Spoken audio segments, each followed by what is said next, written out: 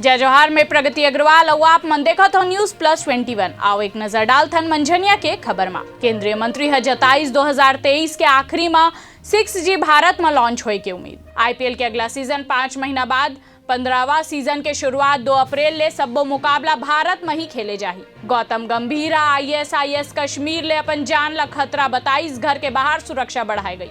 PM ले मिली छत्तीसगढ़ के मंत्रिमंडल, मुख्यमंत्री बारदाना और उसना चावल लेबर करही आग्रह। कपिल शर्मा शो में गेस्ट बन के पहुंची स्मृति ईरानी ला गाढ़ अंदर जाए ले रोकी, सेट में मची सफरा तफरी। कृषि कानून पर सुप्रीम कोर्ट पैनल सदस्य CJI ला लिखित चिट्ठी, किसान मन के गलतफहमी दूर करे के सार्वजनिक करे जाए रिपोर्ट। राष्ट्रपति कोविंद आज ले 2 दिन कानपुर में दौरा करही, HBTU के शताब्दी वर्ष समारोह में करही शिरकत। छत्तीसगढ़ में कोरोना के 39 नवा मामला सामने आइस, 1 के मौत। मध्य प्रदेश में टीकाकरण ला बढ़ावा दे के खातिर अनोखा तरीका, दोनों डोज लगवाए वाले ला 10% सस्ता मिली शराब। जिला आबकारी विभाग जारी करी आदेश। मालेगांव विस्फोट मामला में आज विशेष NIA ट्रायल कोर्ट में पेश हो ही साध्वी प्रज्ञा।